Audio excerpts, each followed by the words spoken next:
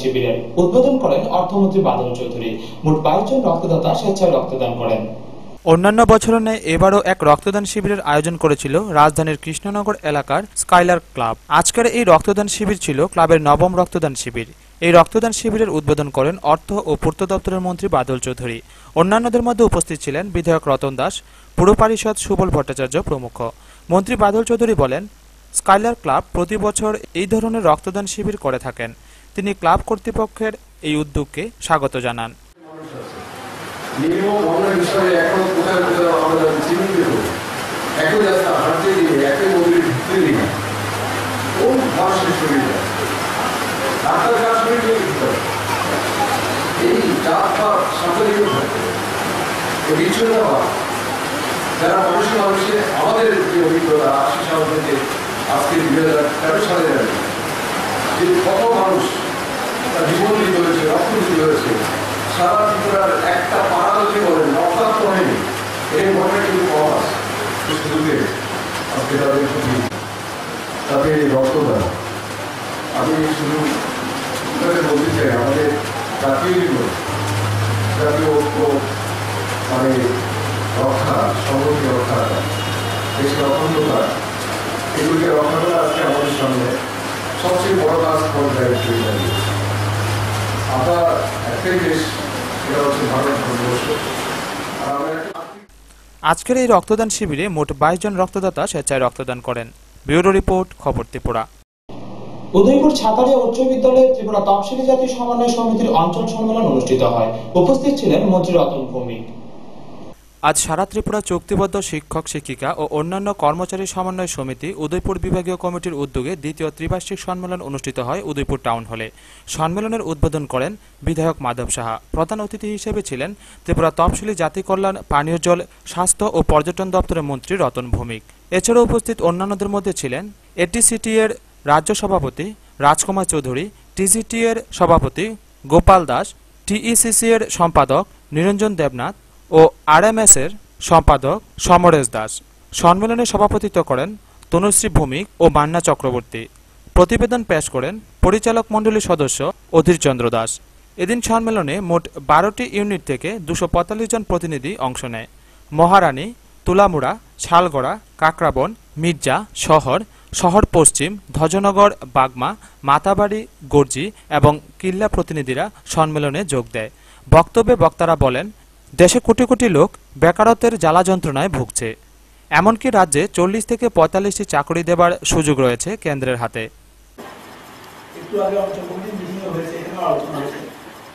আমাদের বিভাগের যা অঞ্চল আছে তার মধ্যে শহরের একেবারে পাশে, শহরের দুটো অঞ্চল বাদ দিয়ে সবচেয়ে ধর্মগুলো কাছে, তিনচুয়ার লোককে বিভাগীয় দপ্তরের কাছে।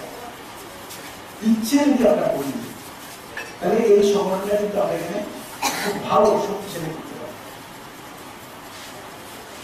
যেমন আজকে আমি শুনলাম ডেলিগেট প্ল্যাটফর্ম মতো আসবে, বিএসএফ আছে, চাকরি পেয়ে গেছে বা আছেন, আর ডেলিগেটের মধ্যে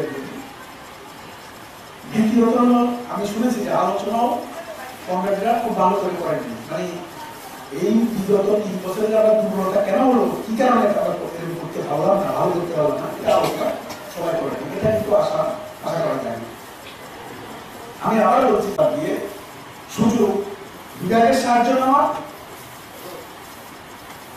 সবচেয়ে সুবিধা, কিন্তু এটা আমরা করি না।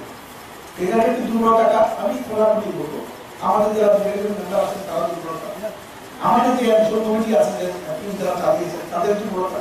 কারণ আমি 2-1টা মিটিংয়ে, অঞ্চল মিটিংয়ে আসার সুযোগ হয়েছে। অঞ্চল কমিটি মিটিংয়ে অঞ্চল কমিটি 30-32 জনের অঞ্চল কমিটি 10-12টা হলো সর্বোচ্চ মিটিং উপস্থিত। এটা কি করে সম্ভব চলে?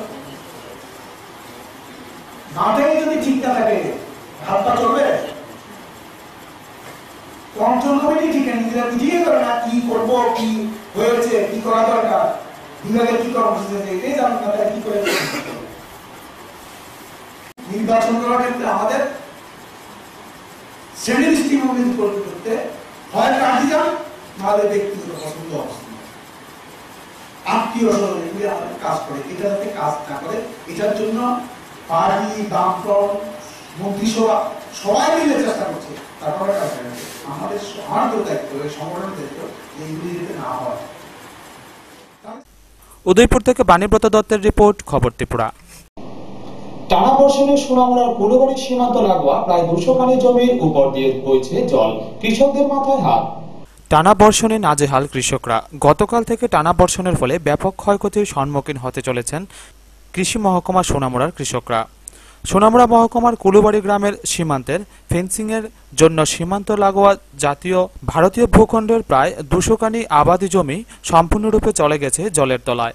টানা বর্ষণের ফলে এবং ফেন্সিংয়ের জল যাওয়ার পাইপ শুরু হওয়ায় জলের তোড়ে ভেঙে যায় ছড়ার পাড়, যার ফলে জল ঢুকতে থাকে ধান ও সবজি খেতে। কৃষকরা মাত্র ধানের জমিতে চারা রোপণ করেছেন, এরই মধ্যে জলের তোড়ে বালির নিচে চাপা পড়ে গেছে সেই জমি। কৃষকদের অভিযোগ, বর্ডার ফেন্সিং করার ফলে জল যাওয়ার পর্যাপ্ত জায়গা না থাকাতেই এই সমস্যার সৃষ্টি হয়েছে। কৃষকরা সরকারের প্রশাসন ও স্থানীয় পঞ্চায়েতের কাছে দাবি জানিয়েছে যে সরকার যেন অতি শীঘ্রই এই সমস্ত ক্ষতিগ্রস্ত অঞ্চলগুলি পরিদর্শন করেন এবং ওই স্থানটিতে অবিলম্বে একটি সুইচ গেট নির্মাণ করেন। বন্যা আরম্ভ হয়েছে, এই বন্যাতে যে ফেন্সিং রোড হয়েছে, ফেন্সিং রোডের মধ্যে যে তার কাটার রোডের মধ্যে যেই ছুঁড়িগুলি দিছে, ছোট ছোট ছুঁড়িগুলি দিছে, সেই ছুঁড়িগুলির কারণে এই ফ্লাড হইতে আছে। আমাদের এখানে কয়েক বিঘা জমি আমাদের নষ্ট হইতে আছে শুধু একমাত্র তার কাটার ফেন্সিংয়ের দ্বারাতে। আমরা অতি সত্বর এই তার কাটার ক্ষয়ক্ষতি এবং এই জমির ফ্লাডে জমি বরফ বালুয়ে পানিয়ে সব কিছু রোয়া সমস্ত কিছু ধ্বংস হয়ে গেছে। এখন অতি সত্বর আমরা এই ক্ষতিপূরণের দাবিতে আর এই যে ফেন্সিংয়ের রোডটা, সেই রোডটাকে এই সুইচ গেট করার জন্য আমি সরকারের কাছে আবেদন রাখছি এবং আমাদের এইগুলি পরিদর্শন করে এবং আমাদের পঞ্চায়েতগুলি আছে এবং আমাদের উপর মহল যেমন বিডু সাহেব আছে, আমার এসডিএম সাহেব আছে, তাদেরকে আমরা অনুরোধ করছি আপনারা দেখে আপনারা অতি সত্বর এটা কৃষকের জন্য সেই ব্যবস্থা করার জন্য আমি আপনাদের কাছে অনুরোধ করছি। 5 কানির মধ্যে 2 কানির মধ্যে শুধু বালু ভর্তিত হয়ে গেছে এইসব বাঙালিয়া পড়িয়া। আমরা এখানে বাঁধ দিছি আর কিছুদিন আগে সরার কাজ হয়েছে, সেই সরার কাজের যে কাইটা বন জঙ্গল নিয়ে সরার ফলাইছে এবং তার কাটার ফেন্সিংয়ের মধ্যে সেই ছুঁড়ির মধ্যে এটি ঢুকে গেছে। ঢুকার পরে এখানে পানি দেওয়া বন্ধ হয়ে গেছে।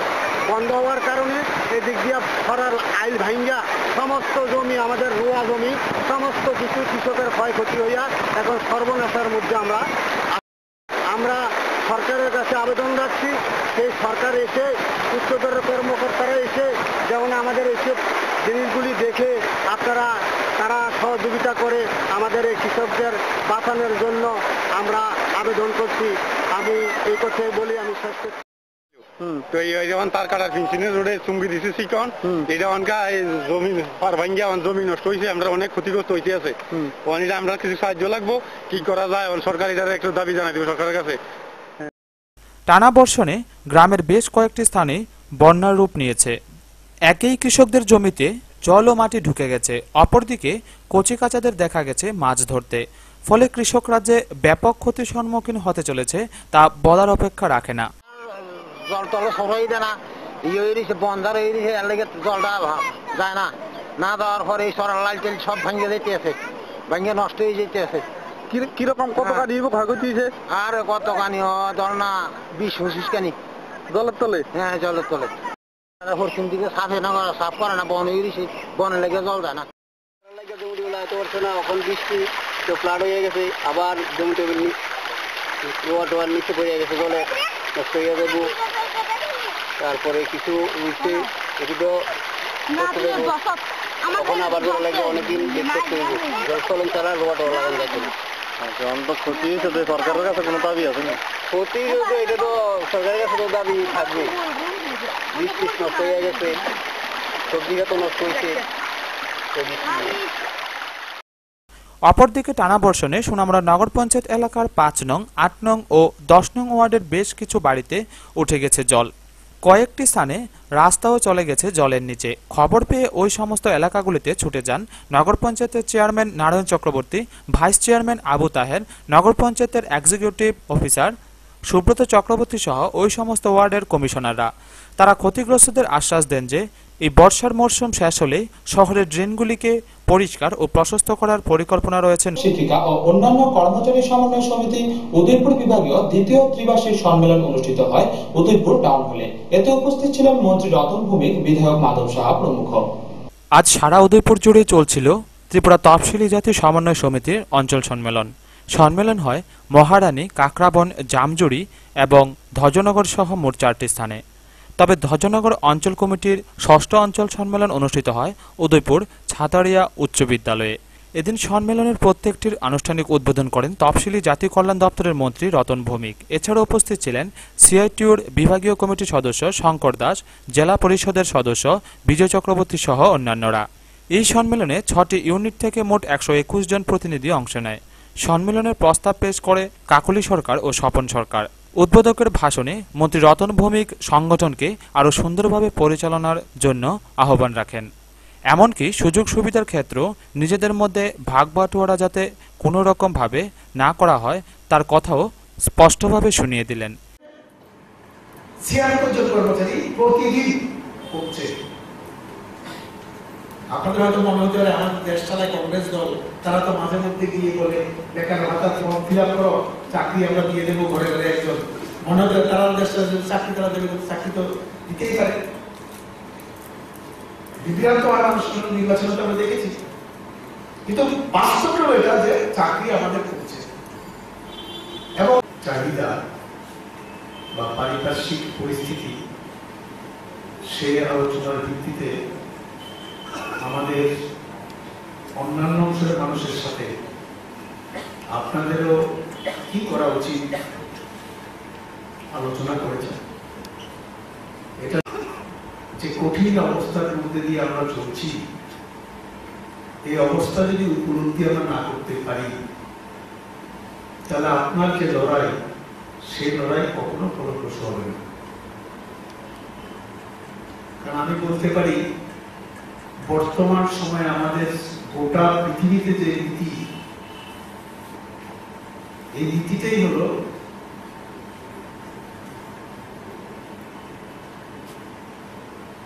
রাষ্ট্রের খরচ কমানোর নীতি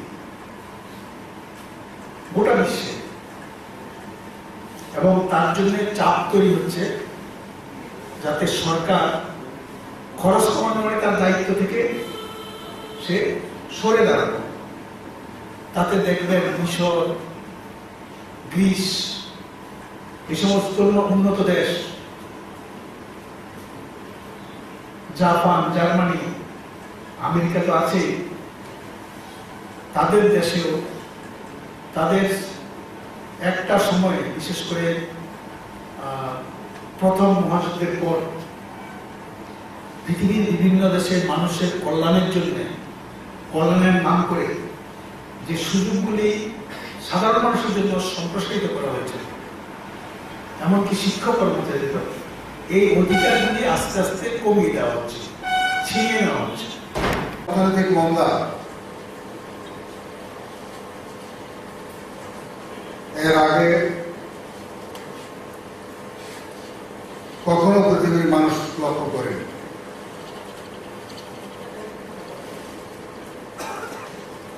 লক্ষ লক্ষ কারখানা বন্ধ হয়ে যাচ্ছে,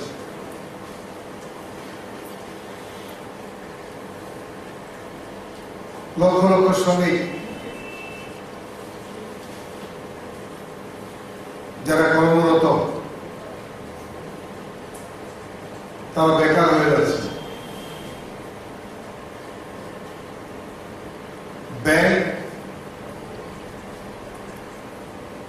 ব্যাংকরাপ্ট হয়ে যাচ্ছে, মানুষের কিনবার ক্ষমতা নেই।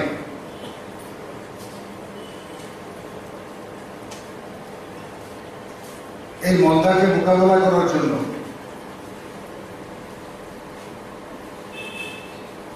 সাম্রাজ্যবাদী দেশগুলি বা ধনী দেশগুলি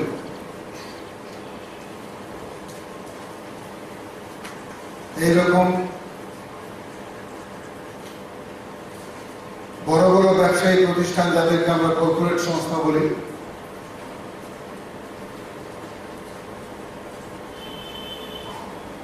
তাদের সহায়তা করবার জন্য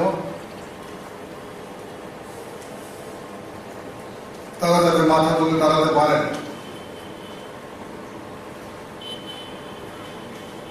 তার জন্য বিভিন্ন রকমের স্কিম বা অর্থনৈতিক সুবিধা খোদ মার্কিন যুক্তরাষ্ট্রে এবং তার অনুগামী যে সমস্ত দেশ রয়েছে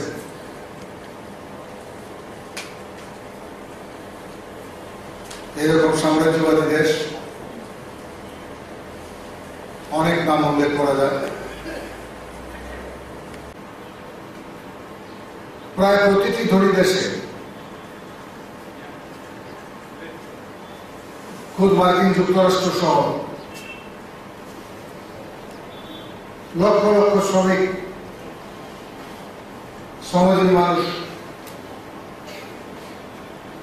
বিভিন্নভাবে বিক্ষোভে ফেটে পড়েছে। এদিন স্থানীয় অঞ্চল সম্মেলনে মোট 31 জনের নতুন কমিটি গঠিত হয়। সভাপতি হন হরিপদ সরকার ও সম্পাদক হন স্বপন চন্দ্র সরকার। উদয়পুর থেকে বাণীব্রত দত্তের রিপোর্ট, খবর ত্রিপুরা। কন্যা সন্তান হওয়ার অপরাধে গর্ভধারিণী মাকে হারাতে হলো তার 2.5 বছরের এক শিশু কন্যাকে। ঘটনা বিশালগড় থানাধীন নেহাল চন্দ্রনগর এলাকায়। কন্যা সন্তান হওয়ার ফলে গর্ভধারিণী মাকে হারাতে হলো তার 2.5 বছরের এক শিশুকে। ঘটনা বিশালগড় থানাধীন নেহাল চন্দ্রনগর এলাকায়। জানা যায়, প্রত্যেক দিনের মতো কাল রাতেও মা পাশের বাড়িতে যায় টিভি দেখতে। বাড়িতে রয়ে যায় তার 2 কন্যা সন্তান ও তাদের বাবা। টিভি দেখার পরে বাড়িতে এসে দেখতে পায় ঘরের দরজা ফাঁক করানো। বড় মেয়ে বিছানায় শুয়ে আছে, নেই শুধু বাবা আর ছোট মেয়ে। সঙ্গে সঙ্গে শুরু হয়ে যায় চিৎকার চেঁচামেচি, শুরু হয়ে যায় অনেক খোঁজাখুঁজি। যদিও অনেক খোঁজাখুঁজির পরে বাবা তপন ভূঁইয়াকে রাবার বাগান এলাকা থেকে বিষমগ্ন অবস্থায় পাওয়া গেছে। সঙ্গে সঙ্গে তাকে জীবিতে রেফার করা হয়।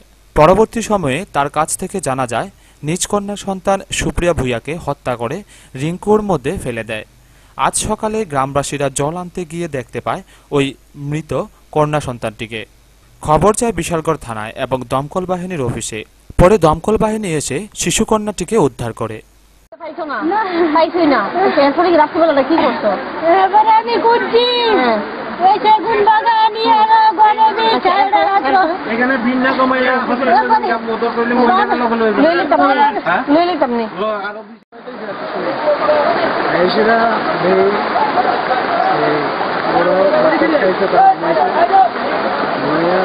তার বউ আবার আমার বাড়িতে টিভি দেখছে, দেখতে আয়া যে তারা নাই।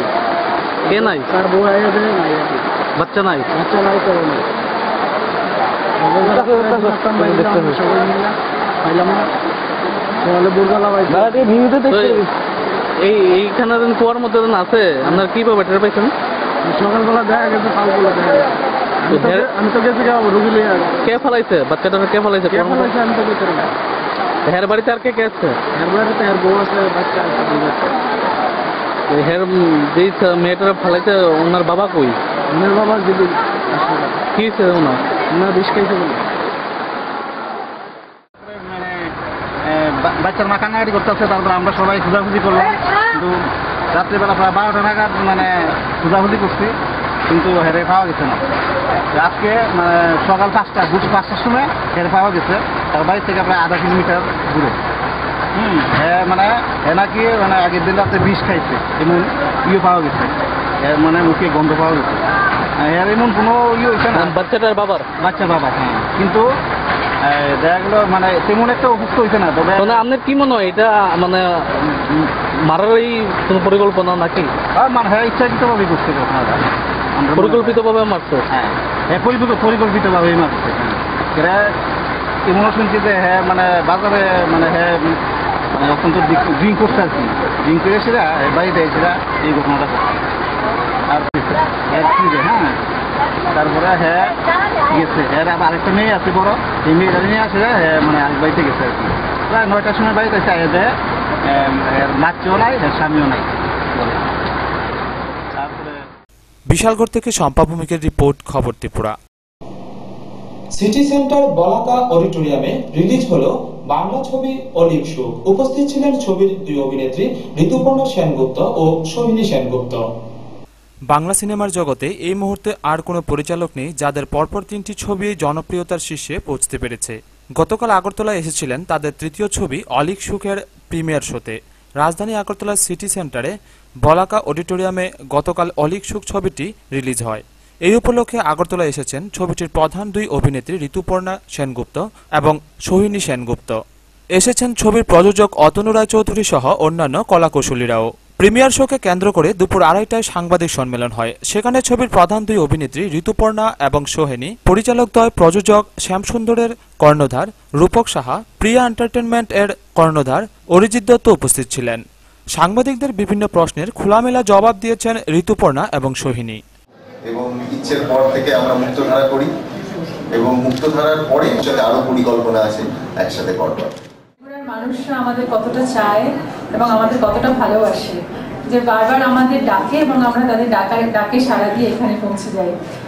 বিভিন্ন কারণে প্রথম এসেছিলাম মূলত দাদার জন্য, আনুষ্ঠানিক একটা উদ্বোধন ছিল, সেই জন্য এসেছিলাম।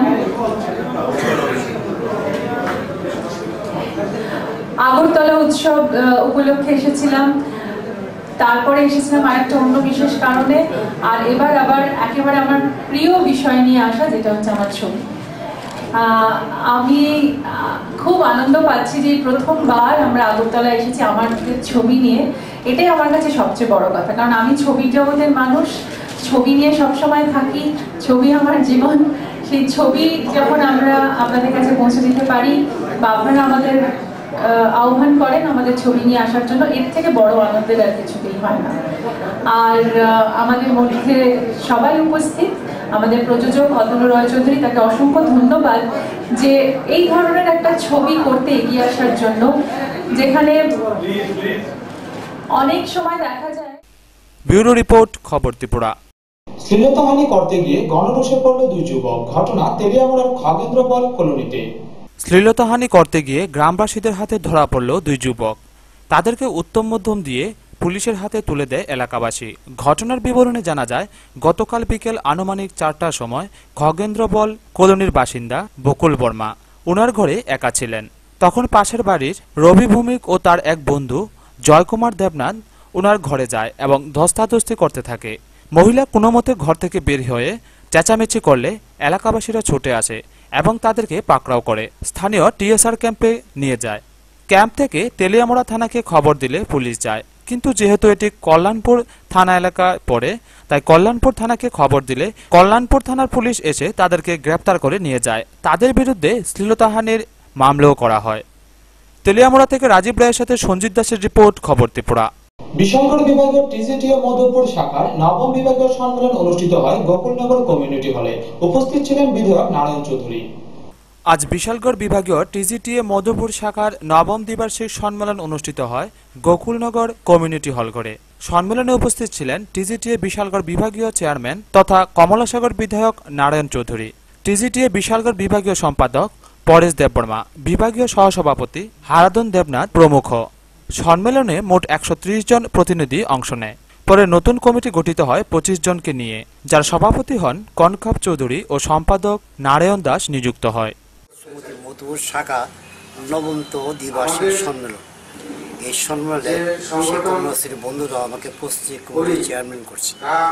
চেয়ারম্যান করার পরে আজকে সেই সম্মেলন 130 জন প্রতিনিধি সেখানে অংশগ্রহণ করা কথা ছিল, কিন্তু বৃষ্টি সবচেয়ে তাদের আমাদের ভালো ত্রিপুরা সরকারি সমিতির যে মধুপুর যে প্রতিবেদনটা আন্তর্জাতিক ক্ষেত্রে, জাতীয় ক্ষেত্রে রাজ্যের বামপন্থী সরকার যে উন্নয়ন সবগুলি সুন্দরভাবে তৈরি করছে। আমি অনেক সম্মেলনে অংশগ্রহণ করি, কিন্তু ত্রিপুরা সরকারি কর্মচারী যে প্রতিবেদনটা আমার কাছে খুব ভালো লাগছে। বামপন্থী উন্নয়ন, বামপন্থী যে কর্মসূচি, বামপন্থী কেন্দ্রীয় সরকার বিভিন্নভাবে যে বঞ্চিত করছেন, এইটা তারা বিভিন্নভাবে ধরেছে এবং পৃথিবী আন্তর্জাতিক ক্ষেত্রে সংকট সৃষ্টি হচ্ছে। এই প্রভাব ভারতবর্ষে পড়ছে। তার জন্য কর্মচারী, কৃষক, সবাই আক্রান্ত। কাজে কেন্দ্রীয় সরকার বিভিন্ন নীতির বিরুদ্ধে কি কর্মচারী কি জনগণ মিলিতভাবে কেন্দ্রীয় সরকার জনস্বার্থ বিরোধী নীতির বিরুদ্ধে লড়াই করার জন্য এই সম্মেলন তারা প্রতিষ্ঠিত। বিশালগড় থেকে শম্পা ভৌমিকের রিপোর্ট, খবর ত্রিপুরা। তুলসীমন্দ্রায় বাড়ি দ্বাদশ বিদ্যালয়ে ঘটল এক চুরির ঘটনা। পুলিশ ঘটনার তদন্ত চালাচ্ছে। তুষিনন্দ রায়বাড়ি দ্বাদশ শ্রেণী বিদ্যালয়ে এক চুরির ঘটনা ঘটে যায়। চোরেরা ৮টির মধ্যে একটি কম্পিউটার চুরি করে নিয়ে যায়। প্রাথমিক বিভাগের মাস্টারমশাইরা স্কুলে এসে দেখে কম্পিউটার ঘরের দরজা ভাঙা। সঙ্গে সঙ্গে খবর দেওয়া হয় প্রধান শিক্ষক বীরলাল দাসকে। তিনি এসে ঘটনা দেখে পুলিশকে খবর দেয়। ঘটনাস্থলে পুলিশ যায় এবং তদন্ত করে। তবে যে ঘরে কম্পিউটারগুলি রাখা আছে সেই ঘরের দরজা একেবারে নড়বড়ে। মাস্টারমশাইরা কিভাবে এত দামি জিনিস এই ঘরে রাখে, এটা জনমনে একটা প্রশ্ন সৃষ্টি করেছে। স্কুলে আবার নেই কোনো নাইট গার্ডও। তাছাড়া চোরের দল কেনই বা শুধু একটি কম্পিউটার নিয়ে যায়, এ নিয়েও জনমনে একটা রহস্য সৃষ্টি হয়েছে। তবে এর উত্তর পাওয়া যাবে পুলিশের সুষ্ঠু তদন্তক্রমে। তেলিয়ামুড়া থেকে রাজীব রায়ের সাথে সঞ্জিত দাসের রিপোর্ট, খবর ত্রিপুরা। গোপন খবরের ভিত্তিতে সদর মহকুমা প্রশাসনের একটি দল আটক করল ট্রাক ভর্তি রেশন সামগ্রী। গতকাল ভোরে সদর মহকুমা প্রশাসনের একটি দল গোপন সংবাদের ভিত্তিতে অভিযান চালিয়ে রাজধানীর মহারাজগঞ্জ বাজার থেকে 52 বস্তা রেশনের চাল ও 4 বস্তা রেশনের আটা আটক করেছে। TR01D 1822 ট্রাকে আটককৃত রেশন সামগ্রীগুলি আনা হয়। মেলাগড় থেকে ট্রাকে এই রেশন সামগ্রীগুলি আনা হয়। SDM মানিকলাল দাস, অতিরিক্ত SDM সুভাষিস দাস ও DCM পিন্টু দাস এই অভিযান করেন। ট্রাকের চালক গোপাল সাহাকে আটক করা হয়েছে। তিনি ট্রাকের মালিকও। পাচারের জন্য আনা রেশন সামগ্রীগুলির মালিক লিটন দত্ত। তার বাড়ি মেলাঘরের ইন্দ্র কলোনিতে। তাকে সন্ধ্যা পর্যন্ত পুলিশ আটক করেনি। গাড়ি চালককে পূর্ব থানার পুলিশের হাতে তুলে দেওয়া হয়েছে। জানা গেছে লিটন দত্ত প্রায়ই রেশন সামগ্রী এভাবে দীর্ঘদিন ধরে খোলা বাজারে পাচার করছে।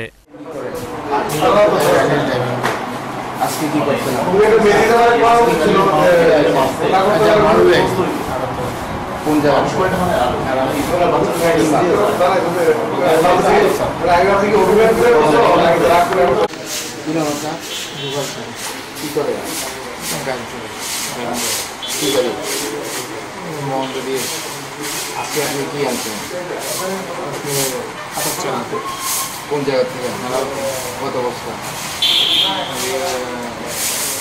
52 বস্তা। এদিকে রেশন জানি, এদিকে কিসের চাল? তো রেশন কোন জায়গা দিতে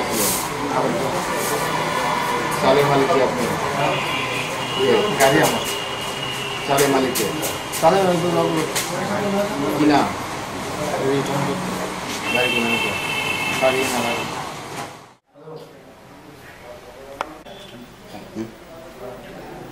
সদর মহকুমা প্রশাসনের কাছে গোপন সূত্রে একটা অ্যাডভান্স খবর ছিল যে বটতলা থেকে রাস্তা ধরে ফুলবাজারের যে NS রোড, সেই রোডে কিছু চাল পাচার হতে পারে।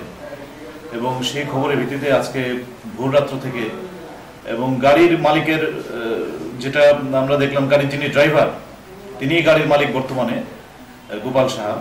তার ড্রাইভিং লাইসেন্সেরও মেয়াদ ফুরিয়ে গেছে, প্লাস তার যে গাড়ির যে ফিটনেস সার্টিফিকেট তারও মেয়াদ ফুরিয়ে গেছে। তো এইভাবে আমরা এটা ধারণা করছি যে রেশনের যে চাল সেগুলোকে অবৈধ উপায়ে এই কালোবাজারে বিক্রি করবার জন্য এরকমভাবে কিছু একটা চক্র সক্রিয় আছে। এবং আমরা এর মধ্যে যেটা দেখলাম যে মানুষের কিছু আস্থা আমাদের প্রশাসনের প্রতি এটার বহিঃপ্রকাশ করছে যে আমরা বিভিন্ন গোপন সূত্রে খবর আমাদের কাছে চলে আসছে এবং সেখানে এই প্রশাসনিক খবরগুলি প্রশাসনকে খবরগুলি দেওয়ার মাধ্যমে মানুষ যেভাবে আমাদের সাহায্য করছেন তার জন্য আমরা কৃতজ্ঞ। আমরা বলবো যে এভাবে আমাদেরকে সাহায্য। ব্যুরো রিপোর্ট, খবর ত্রিপুরা। ধর্মনগর প্রগ্রেসিভ ইউথ ক্লাবের উদ্যোগে এক রক্তদান শিবিরের আয়োজন করা হয়। শিবিরে মোট 39 জন নারী পুরুষ স্বেচ্ছায় রক্তদান করেন। সার্বজনীন দুর্গাপুজোগুলোর মধ্যে ধর্মনগর দেওয়ান পাশার প্রগ্রেসিভ ইউথ ক্লাব সুনামের সাথে প্রতি বছর পূজা করে থাকে।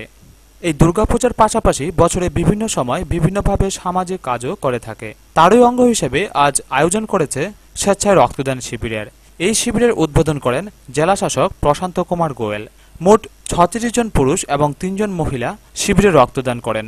রক্তদানকে কেন্দ্র করে এক সাংস্কৃতিক অনুষ্ঠানের আয়োজনও করা হয়। এ প্রসঙ্গে ক্লাবের সভাপতি সজল চক্রবর্তী বলেন, পুজো ছাড়া বছরের বাকি দিনগুলোতেও বিভিন্ন সামাজিক কাজ করে থাকে তারা। এই ক্লাবের অধীনে একটি স্বর্গদানও রয়েছে। অনেক দরিদ্র ব্যক্তিদের কাপড় দিয়ে সাহায্য করে থাকে এই PYC ক্লাব। আমাদের এই PYCটা হলো ভলেন্টিয়ারি অর্গানাইজেশন। আমরা বিভিন্ন সমাজ কাজে লিপ্ত থাকি সবসময়। আমি তো আগেই বলছিলাম যে আমাদের এই ক্লাব 1971-এ, আমরা রেজিস্ট্রেশন পেয়েছি 2000। তারপর থেকে আমরা বিভিন্ন সামাজিক কাজে লিপ্ত থাকি। আমরা নতুন কমিটি, আমাদের প্রথম অনুষ্ঠান এই ব্লাড ডোনেশন ক্যাম্প দিয়ে আমরা শুরু করছি। স্বেচ্ছায় রক্তদান শিবির আমরা এই বিওআইসি আর অনেক করেছি এবং প্রায় প্রতি বছরই আমরা করে থাকি। প্রগ্রেসিভ ইয়ুথ ক্লাব, এটা দেওয়ানপাশা ধর্মনগর। আমাদের দুর্গোৎসব আছে, বিভিন্ন পূজা পার্বণ এগুলো তো আছেই। তাছাড়া সামাজিক কাজ হিসাবে আমাদের যেমন একটা এখানে স্বর্গদ্বার শ্মশান ঘাট আছে, যেটা সামাজিক কাজে ব্যবহার হয়। বিশাল এলাকা, এখানে এসে এখানে আসেন। ব্যুরো রিপোর্ট, খবর ত্রিপুরা। বাগানবাজারে অনুষ্ঠিত হলো ত্রিপুরা খ্যাতমজুর ইউনিয়নের দ্বিতীয় বিভাগীয় সম্মেলন। উপস্থিত ছিলেন মন্ত্রী ভানুলাল সাহা। বাগানবাজারে অনুষ্ঠিত হলো দুদিনব্যাপী ত্রিপুরা খ্যাতমজুর ইউনিয়ন দ্বিতীয় বিভাগীয় সম্মেলন। গতকাল বিকেলে অনুষ্ঠিত হয় এক জনসভা। সভায় বক্তব্য রাখেন তথ্যমন্ত্রী ভানুলাল সাহা, সিপিএম রাজ্য কমিটির সদস্য সমীর দেব সরকার, সংগঠনের কেন্দ্রীয় কমিটির সদস্য পঙ্কজ চক্রবর্তী সহ অন্যান্যরা ছিলেন। সিপিএম তেলিয়ামুড়া বিভাগীয় সম্পাদক সুধীর সরকার। সমাবেশ শুরু হওয়ার আগে শহীদ বেদিতে